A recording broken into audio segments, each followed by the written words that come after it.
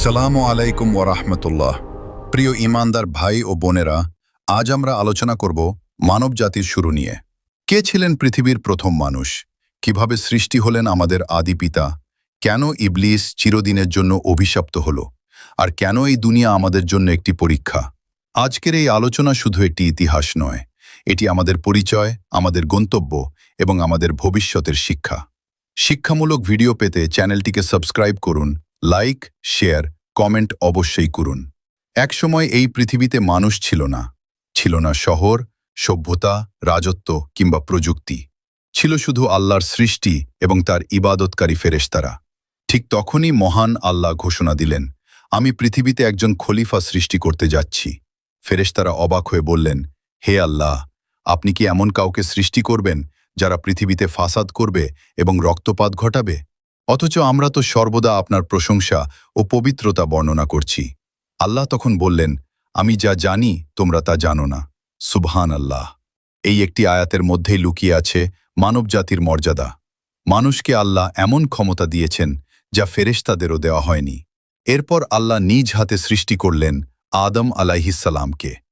মাটির বিভিন্ন উপাদান একত্র করে আল্লাহ একটি সুন্দর অবয়ব তৈরি করলেন, শুকনো মাটির দেহ। কিন্তু যখন আল্লাহ তার রূহ ফুঁকে দিলেন, তখন সেই দেহ জীবন্ত মানুষে পরিণত হল। তিনি ছিলেন পৃথিবীর প্রথম মানুষ, প্রথম নবী, মানবজাতির পিতা। আল্লাহ আদম আলাইহিসসালামকে শুধু সৃষ্টি করেই থামেননি, তাকে জ্ঞান দান করেছেন, সবকিছুর নাম শিক্ষা দিয়েছেন। অর্থাৎ জ্ঞান, বুদ্ধি, চিন্তা, গবেষণা ও শেখার ক্ষমতা, এসবই আল্লাহর দেওয়া নিয়ামত। এরপর আল্লাহ ফেরেশতাদের সামনে আদম আলাইহিসসালামকে উপস্থাপন করলেন এবং বললেন, তোমরা যদি সত্যবাদী হও তবে এসব বস্তুর নাম বলো। ফেরেশতারা বললেন, হে আল্লাহ, আপনি আমাদের যতটুকু শিখিয়েছেন আমরা তার বাইরে কিছুই জানি না।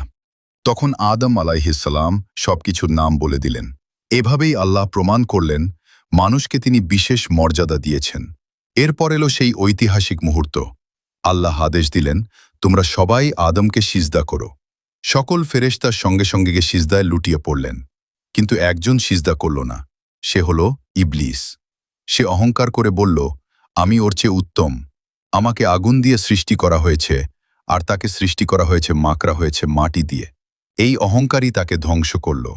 সে ছিল বড় ইবাদতকারী, অনেক জ্ঞানী, ফেরেশতাদের সঙ্গে থাকত, কিন্তু তাকওয়া ছিল না, বিনয় ছিল না। তাই সে আল্লাহর রহমত থেকে চিরদিনের জন্য বিতাড়িত হল। প্রিয় ভাই ও বোনেরা, আজও শয়তানের সবচেয়ে বড় অস্ত্র হল অহংকার। মানুষ যখন বলে, আমি সবার চেয়ে ভালো, আমার কথাই ঠিক, আমার জ্ঞানই সবচেয়ে বড়, তখন সে ইবলিসের পথেই হাঁটে।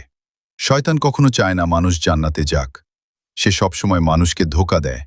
সে পাপকে সুন্দর করে দেখায়, হারামকে সহজ করে দেয়, আর আল্লাহর পথ থেকে দূরে সরিয়ে দেয়। কিন্তু মনে রাখবেন, শয়তানের ক্ষমতা সীমিত। সে শুধু কুমন্ত্রণা দিতে পারে, জোর করে কাউকে গুনাহ করাতে পারে না।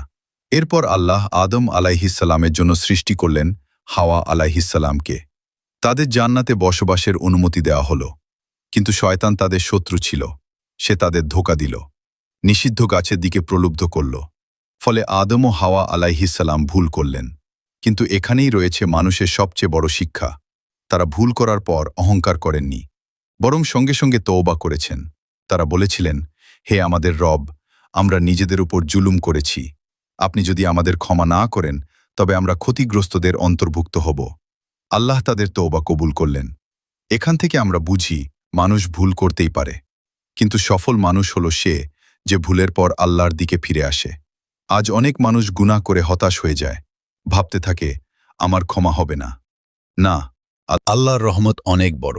যত বড় গুনাহই হোক, সত্যিকার তওবা করলে আল্লাহ ক্ষমা করে দেন।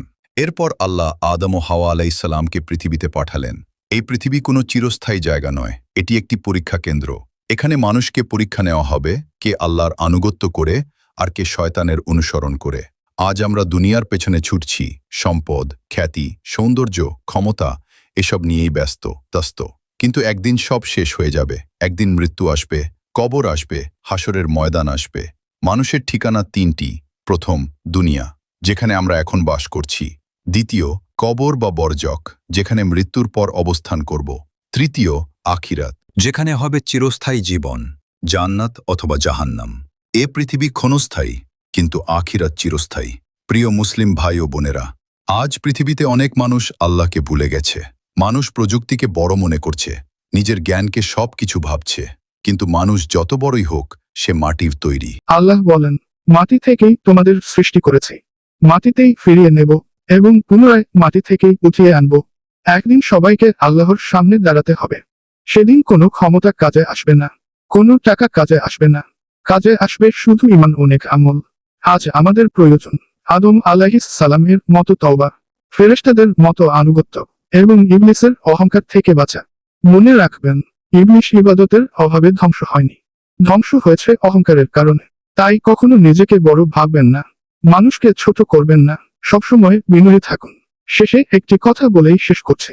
আমরা সবাই আদম আলাইহিস সালাম এর সন্তান। আমাদের শুরু মাটি থেকে, আর শেষও মাটিতেই। তাই দুনিয়ার অহংকার ছেড়ে আল্লাহর দিকে ফিরে আসুন। নামাজ কায়েম করুন, কুরআন পড়ুন, তওবা করুন, শয়তানের ধোঁকা থেকে বাঁচুন। কারণ সফল সেই ব্যক্তি যে আল্লাহর সন্তুষ্টি অর্জন করে জান্নাতে প্রবেশ করবে। আল্লাহ আমাদের সবাইকে সঠিক বুঝুত দান করুন, আমাদেরকে শয়তানের ধোঁকা থেকে হেফাজত করুন এবং ঈমানের সাথে মৃত্যু দান করুন। আমিন ইয়া রব্বাল আলামিন। আসসালামু আলাইকুম ওয়া রাহমাতুল্লাহ।